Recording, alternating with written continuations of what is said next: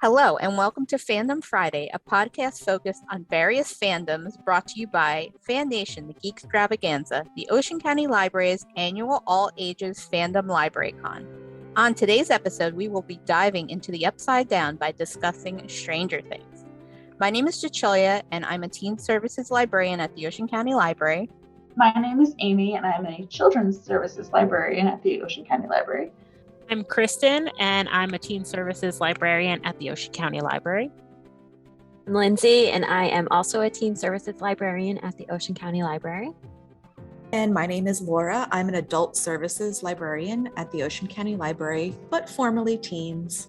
So we have some questions we'll be discussing about Stranger Things. So I thought a proper way was, what is everybody's first thoughts on the series? Premiered in 2016, I believe, which was 6 years ago at the time of the recording of this podcast. So what were everyone's first thoughts when they first watched the series? It didn't have to be when it first aired, whenever you first caught it. Honestly, I remember the opening credits blew me away. I remember watching the first part, and it's when they're at Hawkins' lab and you have like no clue what's going on. And then it goes right into the opening credits. The theme song and just, that super 80s horror font. And just, oh my God, I wish I could go back and have that feeling again. It just took me to another place and I loved it. And I still love it. I see a meme all the time. I don't know the exact wording, but it's like if you skip the credits on Stranger Things, like there's something wrong with you. Yeah, I was just going to say that. But I definitely skip at this point. Do you? Oh my gosh, Yeah. I have to listen to it every time. I skipped most of them this season, but it felt weird doing that. Well, this season 4 was intense. So you were like, let's get to everything. Well, the first run through of season 4, I didn't skip. But when I'm rewatching, I skip because I remember that first season. I don't know. Now that you said it 6 years ago, now I feel like my life has changed a lot since I was watching the entire season in one day. I feel like the first 2 seasons, maybe the third season, no, first 2 seasons were one day, repeat, just stop for bathroom breaks and food. And then it got longer. I could not do that this season, but I remember feeling a lot of energy around the first one. I need to know what's happening in this next episode because the rest of my life is not as important as what's about to happen. I don't even remember how I started watching it, why I did, or if I was with anyone. I have no clue. All I remember is the opening credits gave me the chills. And then I don't know what episode it was, but the scene where Joyce and Jonathan are reunited after time away. And I think it's Peter Gabriel, it's Heroes is playing. And I remember that scene and I was like, oh my God. The show is so good. Oh my God. And I think that that point I was like, what is going to happen? And I was super hooked. And I was like, I can't wait to see everything. And from then on, I was like, do I like sci-fi? I agree with you, Lindsay, because typical sci-fi is not my thing. I loved E.T. when I was little, and this totally reminds me of E.T. And I think it's just the nostalgic feeling that is just what I love about it. And I'm telling you, that font, that Stranger Things font, that drew me in because that's what got me to watch the show because I hadn't heard anything about it.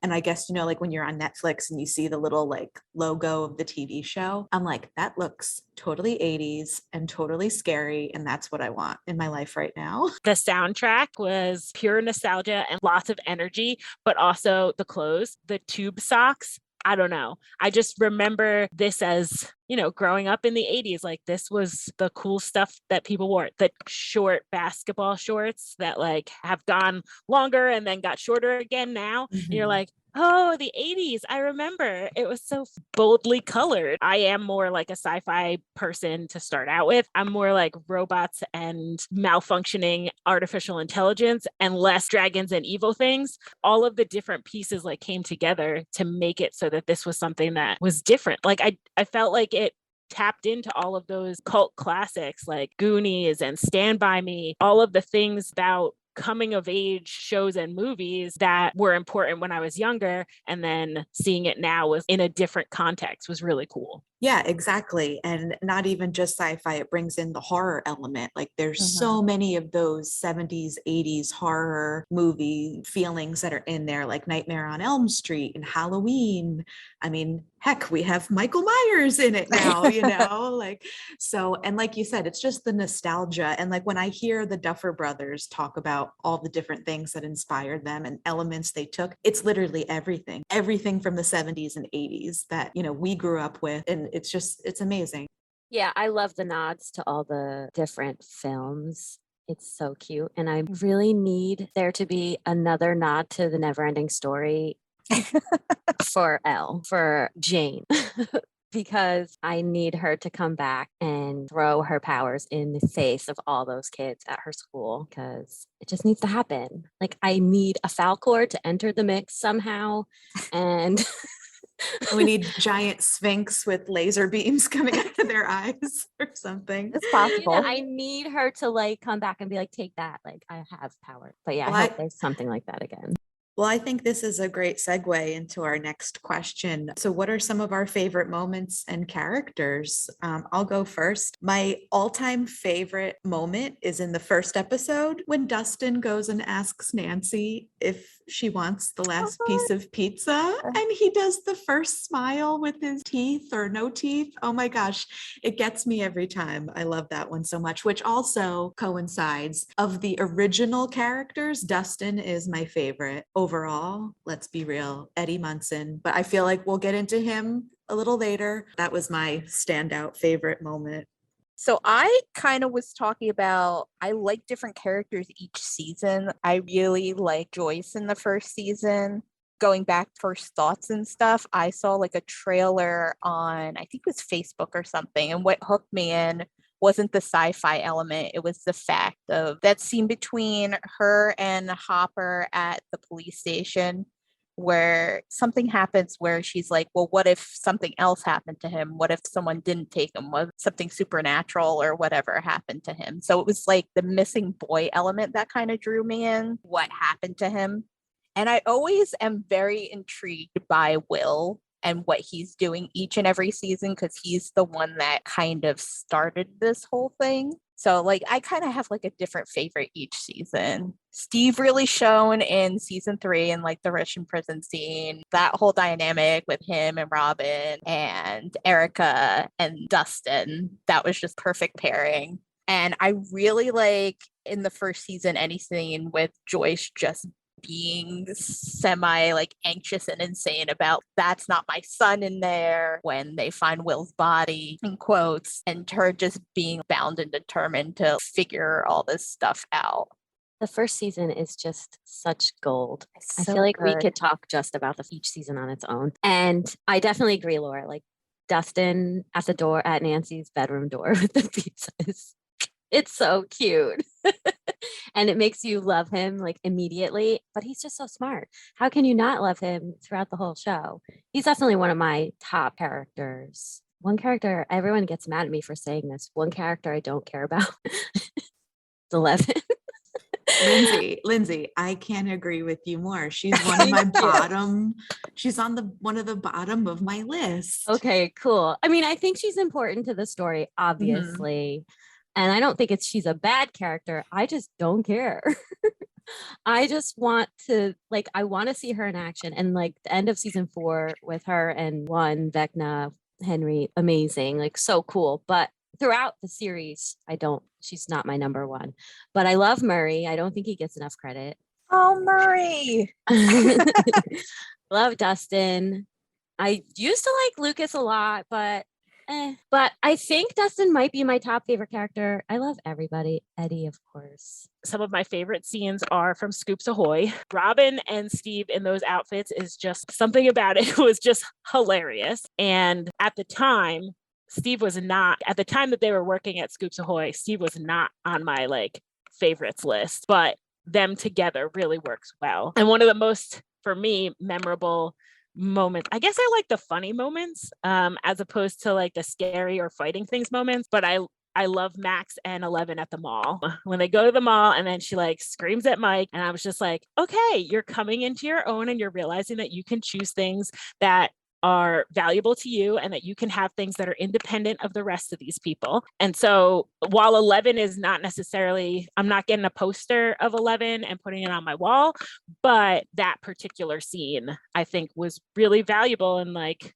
again, in this coming of age genre of show. Yeah, I think the 11 and Max Mall scene was also probably one of my top. I don't know that I have like specifically, there's too many to name favorites, but that and like Steve and Robin like getting to be friends with Scoops Ahoy stuff was really good. I mean, I like a lot of the characters too, but my top two are definitely Steve and Justin.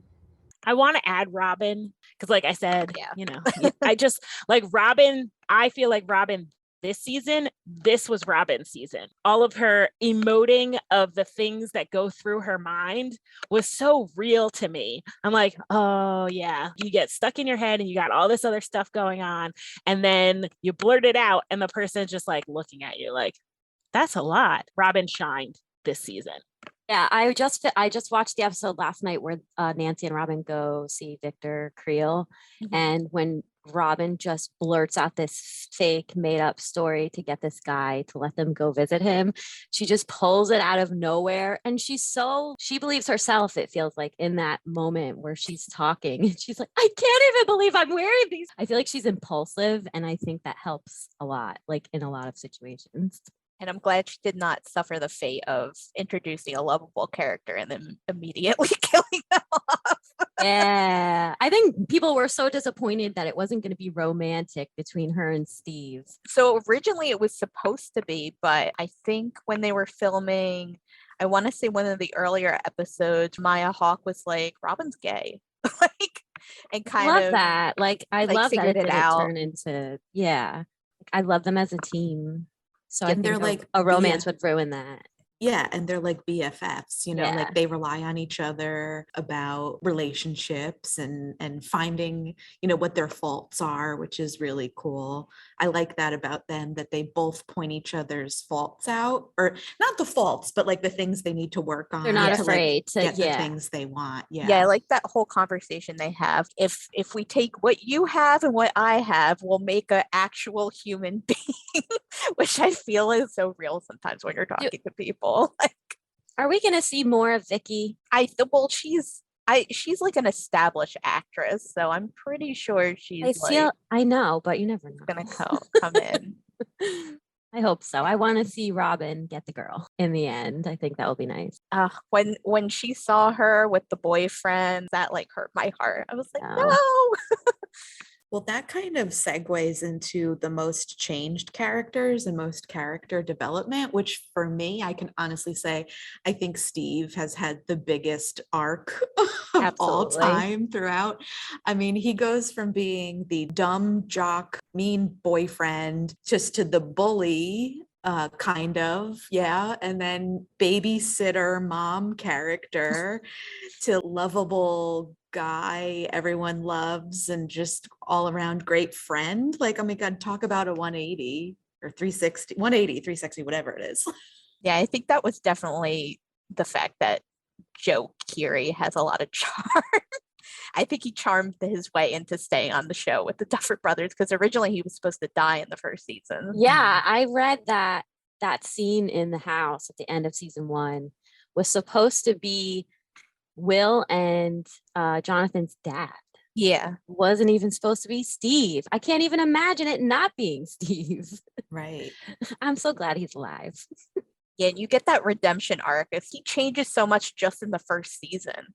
Like you see, like, at the end, you're like, what? Like you see him, Really? like his mind, like going, like, I'm being a jerk right now. Like I should apologize to Jonathan. Like he's trying to apologize to Jonathan while they're like fighting the Demogorgon and they're telling him to leave. He's like, no, I need to apologize. He has the definite, like, biggest change.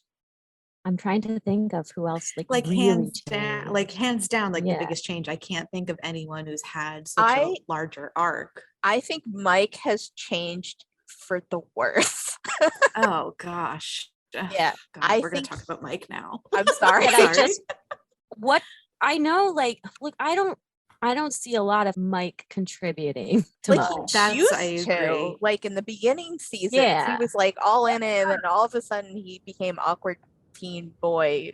Well, and I will love. say The relationship between him and Elle is so preteen, early teen love story, which is so funny. And I think that's why I can't stand them, which, we've all been there. We've all done that.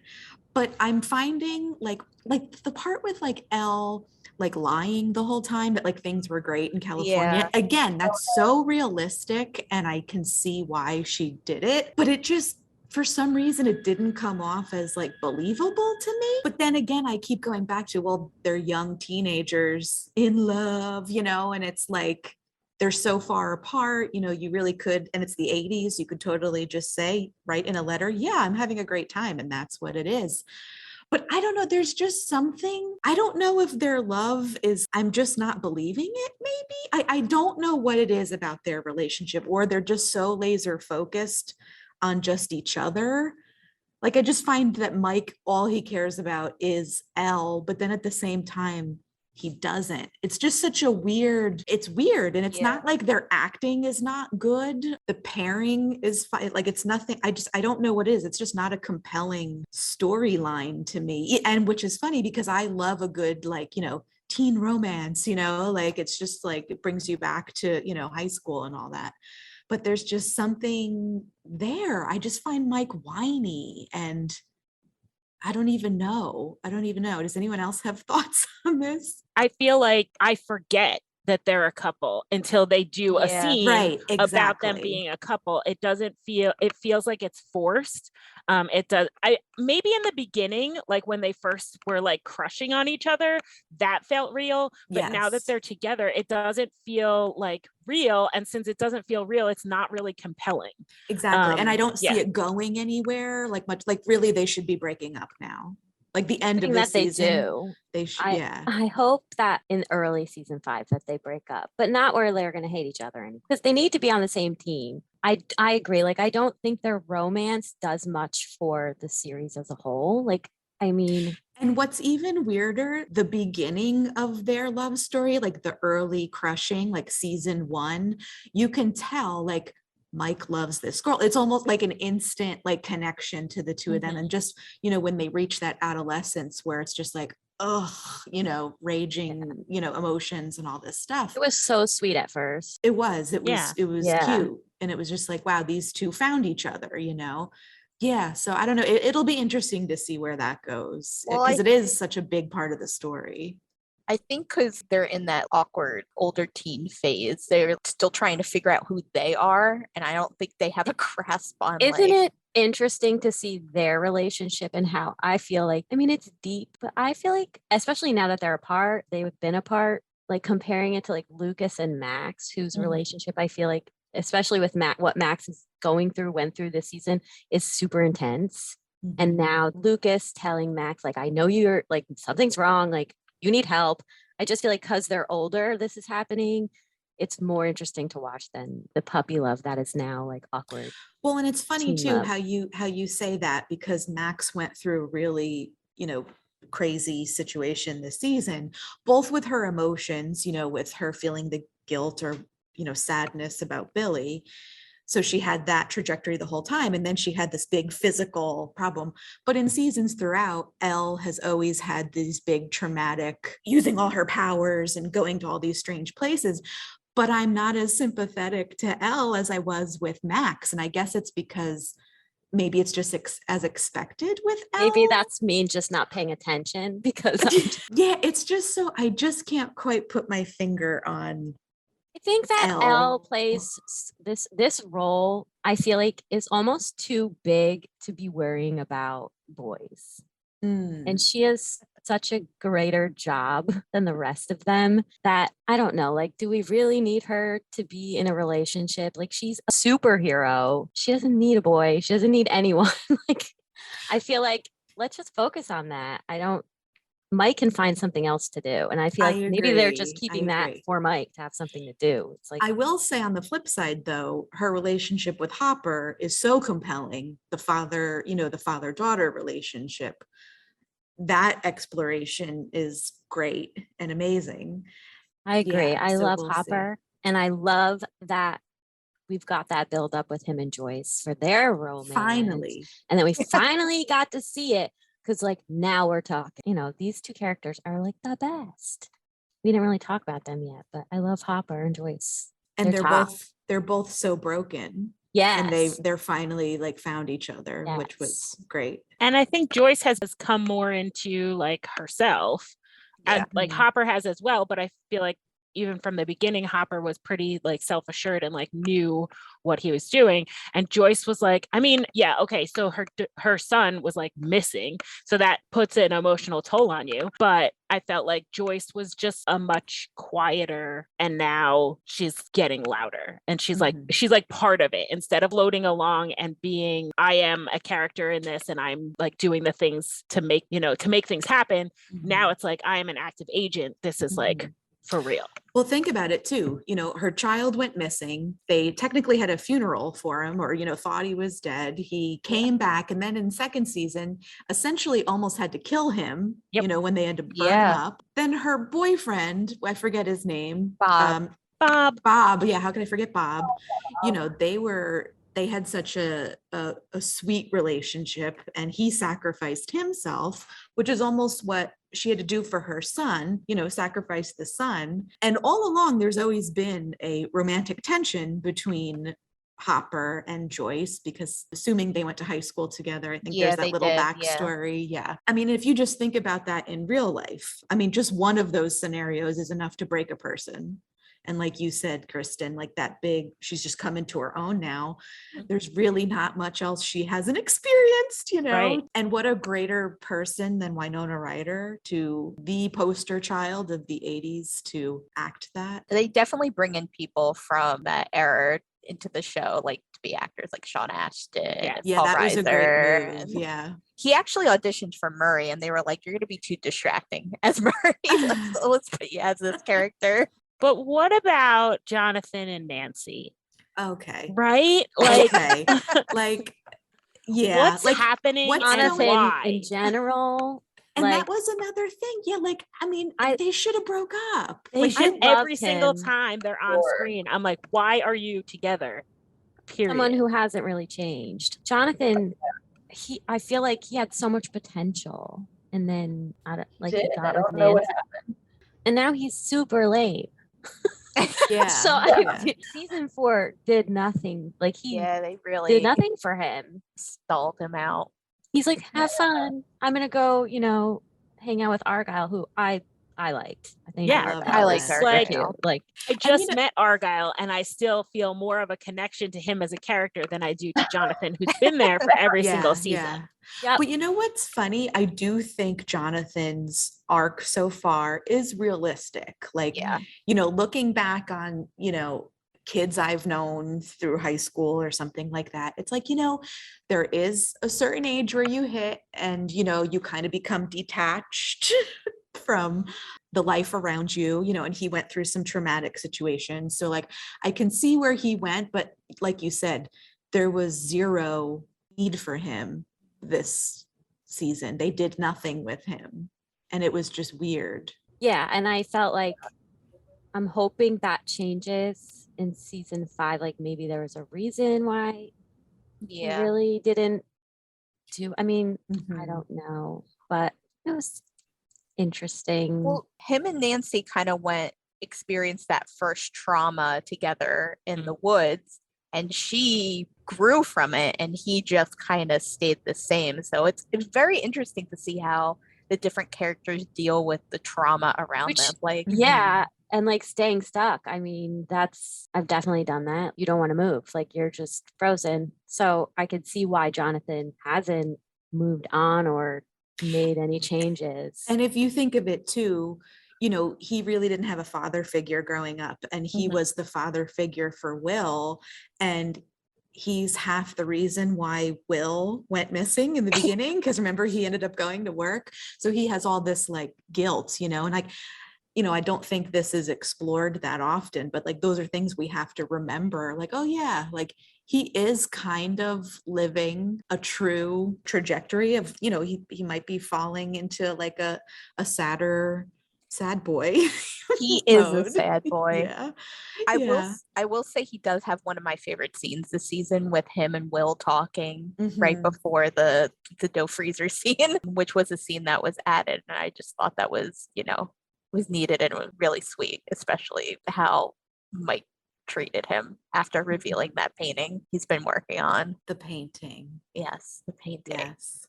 I don't know how I feel about all that. Like, I get it, but I just feel like, are they just going to brush it under the rug now? Do you know what I mean? Like, I really hope they like go back and explore all of that. I just felt like it was a rushed scenario in the story. Yeah, I wonder if they're going to delve into it deeper next season. We'll go into that when we talk about like fan theories and stuff, but I think Mhm. a Will is probably going to be somewhat important next Oh, he has to season. be. He If you has think to about be, it, yeah. Yeah. It started with Will and it will end with Will. And every season ends with Will. He always has that, grumbly neck or whatever he's got going on The every tickle. season.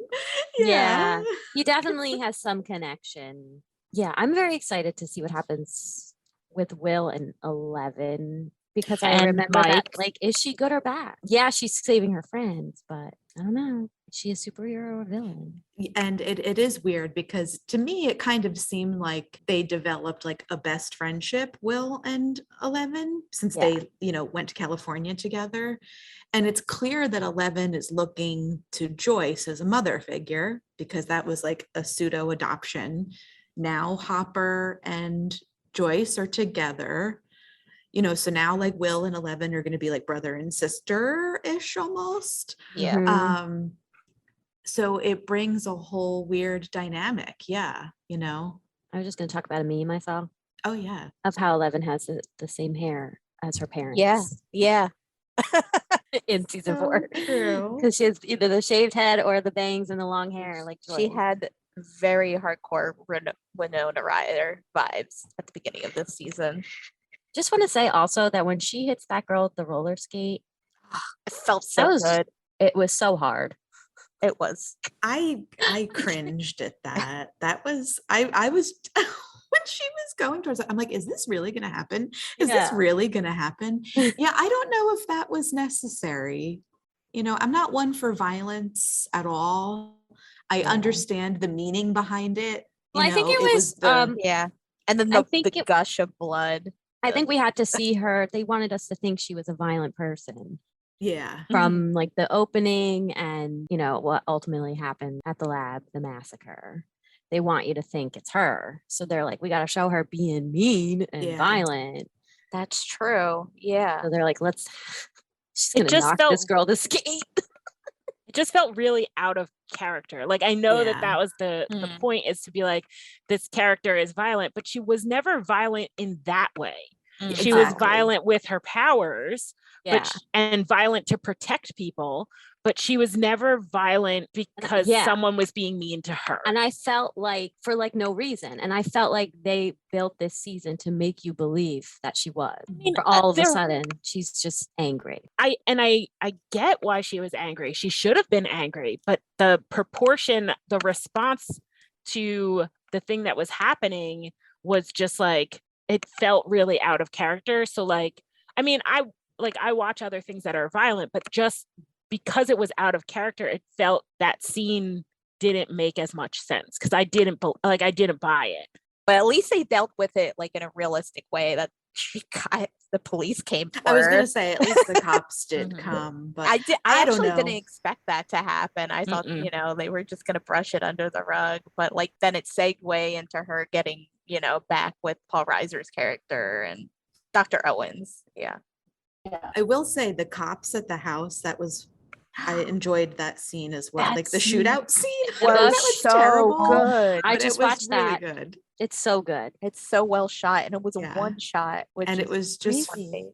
it was just so it was kind of funny at the was same very time. exciting. Yeah, Yeah. like these dopey cops, they're like, yeah, order a pizza, and then all of a sudden, and They're trying to escape, yeah, it was and then that Argyle was pulls up and is like, "Are those guns?" that was a great scene. And I've been seeing a lot of TikToks about how Mike is like kind of mean to Argyle throughout. Like he's very dismissive of Argyle, I should say. he really shouldn't be, because without Argyle, we wouldn't have the dough refrigerator scene, Yeah. which, basically brought everything together. They wouldn't have found Nina, the location of Nina, without Argyle. They wouldn't have Yeah. a car. They Yeah, would they wouldn't Yeah, be an able to go escape. anywhere. Yeah, exactly. So I found that whole thing interesting. And again, it's fun too that they brought in this extra character. But I feel like all of that stuff, like Jonathan should have been implementing, but it was just funny that they felt the need to bring in another character to do all that. But I think it works. I liked Argyle. I love Argyle. And can we now talk about Eddie, since he is also a new character? Yes. Because I can't wait, because I want to talk about Eddie and I want to talk about Vecna. Thanks for listening. Be sure to check out part 2 of Fandom Fridays Stranger Things.